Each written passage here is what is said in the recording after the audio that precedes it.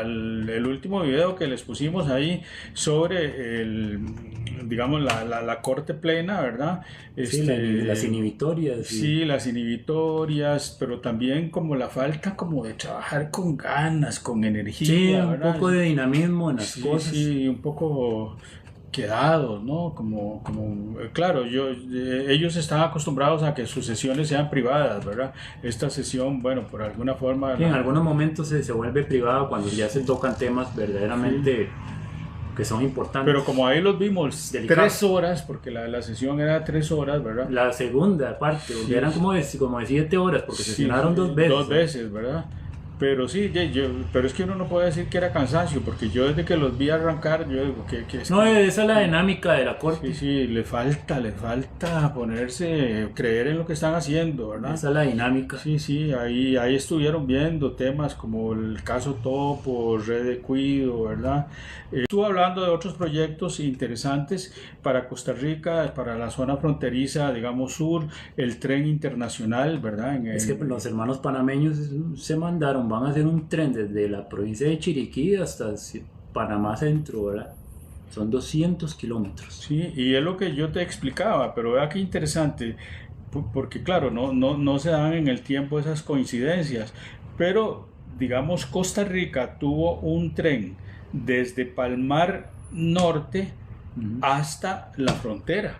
Exactamente. Imagínense que si ese tren se hubiese mantenido en la época, digamos, en que estaban, digamos, las empresas bananeras y las productoras de la palma africana, ¿verdad? Aceite, ¿verdad? Entonces, las rutas llevaban, digamos, hasta la frontera, digamos, con Panamá. Entonces, habría y la pregunta que uno se hace, porque yo la última vez que fui sí me llamó mucho la atención cómo se habían, digamos, robado los rieles. Sí, ya eso no lo ves. Entonces, pero quiero decir que ha habido. Vea, no, sí ha habido. Costa Rica tuvo un ferrocarril, digamos, interfronterizo con Panamá. Pero tenía un tren, digamos, interoceánico entre Punta Arenas y Limón. Sí, que de punta a punta. Es decir, nosotros en vez de crecer en ferrocarriles, hemos venido, digamos, hoy día tratando de empujar algo que eso se cayó en la administración Figueres, ¿verdad? Eso le iba a decir. Abandonaron, ¿verdad? Eso le iba a decir. Y ahí es igual, ¿verdad? Cuando por conflicto de una huelga que se dio con la compañía bananera abandona Golfito y entonces evidentemente el tren queda y se roban la vía ferroviaria, ¿verdad? Sí, desapareció. Sí, sí. Pero yo siempre he sabido que ahí existía un trazado. También, digamos, de última hora hoy se dio la noticia, ¿verdad? Esto sí es nuevo, de la destitución en su totalidad de la Junta Directiva del Banco Nacional, ¿verdad? Esa noticia vos la tenés ahí a mano para que nos hables de esto, ¿verdad? Y también de que hoy en la Fiscalía General... Aquí tengo de la lista de los miembros. Ok, veamos eso y antes de pasar eso está como el pan, está caliente, recién saliendo. Sí, pan de la tarde. Esto tiene que ver, bueno, el vicepresidente fue el que intervino acá, señor Stefan Brunet Neyvik. Él, mediante comunicado de prensa, el Poder Ejecutivo emite una decisión por el presunto nombramiento irregular de la gerente general de la institución bancaria, en este caso Banco Nacional, la señora Rosa Isella. Bueno, si continuamos. Rosa Isella Ulloa Villalobos como gerente general, quien fue nombrada en un proceso como transparente y apurado. Los nombres de la junta son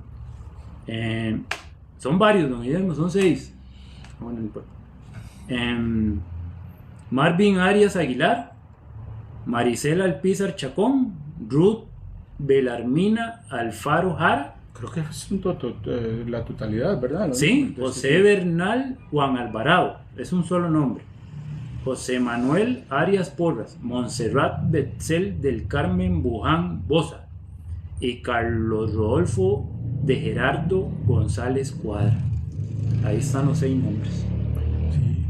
De hecho, se hablaba que posiblemente la presidencia de la junta directiva la podría asumir el vicepresidente.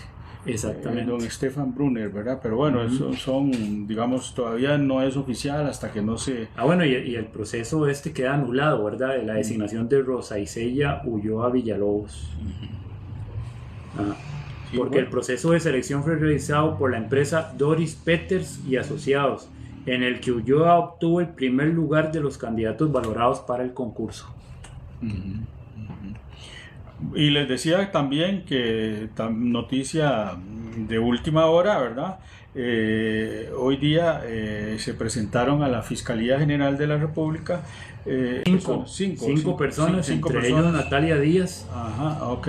Hay que recordar, doctor, que esto tiene que ver con el caso Pista Oscura. Sí, Pista Oscura, efectivamente. Con respecto al Daniel Uber. Entonces ellos fueron a presentarse, a dar sus datos, su domicilio, su número de teléfono, ¿verdad? Qué curioso, ¿por qué hasta ahora van a dar los datos y por qué cuando se dieron los allanamientos ellos no fueron tocados? Es decir, ahí eso es lo que estábamos hablando. Las ¿no? inconsistencias. Las inconsistencias de una investigación que usted no determina cuál era el rumbo que lleva, porque al fin y al cabo, pues Natalia era ministra, de la al presidencia. Igual que, y de la presidencia, que eso se llevó mucho en presidencia. Ella participó en la firma del decreto. Y se llevan al ministro Batalla, que no era ministro en ese momento. Sí, no era ministro. Sí, es que cuando se origina el ministro caso, era Amador. Era Amador, y entonces... Y Amador es de los que aquí detrás de todo esto son esos intereses políticos oscuros, ¿verdad? Sí. Que se están moviendo. En este caso se movieron contra Batalla, con la lamentable noticia para él, bueno, que en ese momento le apareció este caso que sí lo complicó, ¿verdad? Y sí, lo golpeó, y la imagen. Y al señor Picado también, de la comisión. Sí, que no tenía absolutamente nada que ver, ¿verdad? No. El señor Picado lo que tuvo que ver fue con una declaratoria de emergencia. Oye, ni siquiera ni en el caso en sí.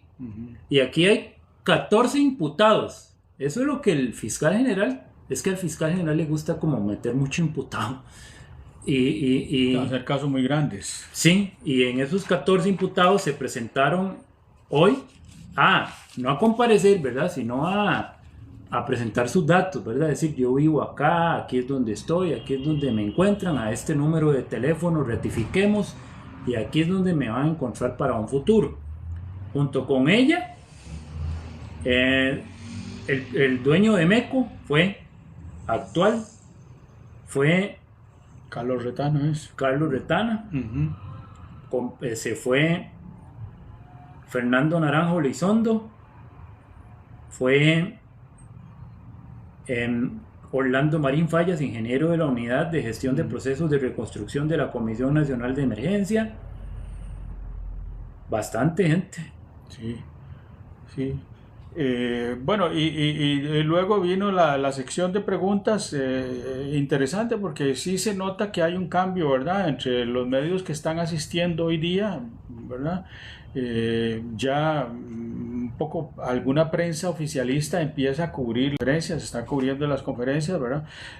Claro, evidentemente las preguntas tratan de ponérsela siempre difícil al presidente, pero vea que incluso son inexactas las muy preguntas, inexactas, sí. Porque por ejemplo al presidente le preguntan sobre la Corte Plena y sobre el accionar de las inhibitorias, que qué pensaba de las inhibitorias, pero el periodista lo hace con relación en otro caso que no es el de concusión. Entonces desde el principio está mal formulada la pregunta. El periodista tiene que saber que si está hablando de inhibitorias tiene que ver con el caso de concusión. Y le pregunta sobre el caso sobre el otro caso de la cena. La cena. Entonces él relaciona. Del BESIE, que les pagó el BESIE. Entonces él le dice, bueno, lo de las inhibitorias fue con respecto a la cena. Lo de la cena no hay denuncia. Son respecto al caso de concusión, ¿verdad? Yo creo que sí está en investigación lo de la cena. Bueno, pero no era lo de Corte Plena, no es altura de Corte Plena. No, es una denuncia de alguno de los diputados, me parece. Okay. Hay alguno de ellos la denunció que quería saber cómo se Ahora había bien, financiado si le preguntaron sobre la cena en sí, ya él dio sus razones. de que el BCE, dice el presidente, que tiene razón, eso es financiamiento privado. Entonces, como que pedir razones, como que... Sí, era una donación, además. Una donación, así de simple.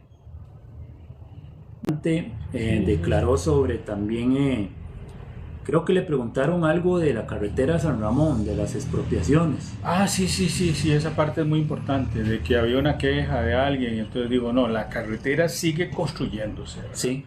O sea, hay gente siempre que quiere decir, bueno, vino, trajo la maquinaria, pero ya eso fue nada más para que las cámaras lo mostraran. Y entonces el presidente, el ministro de Transportes había llevado toma. Dice, estamos trabajando en estos y en estos sectores, ¿verdad? Dice, y sí, yo conozco a la persona que quiere actuar contra el gobierno, ¿verdad? Sí. Entonces, es difícil en estos momentos trabajar, ¿verdad? Porque contra todo hay la mentira, ¿verdad? Que no se hace. Mismos se contradicen porque, por ejemplo, ese tramo central que esta asociación sancarleña pone en discusión, recordemos que incluso ya tiene un 70% de avance, que fue desde el 2018. Ahí hay ya un trazo que está marcado. Lo que pasa es que se está conectando, se está comenzando desde el inicio, es que eso es lo que pasa.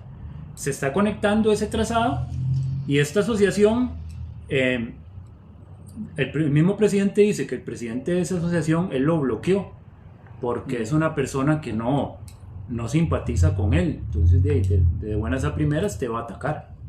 Sí. Bueno, muchas gracias por habernos acompañado.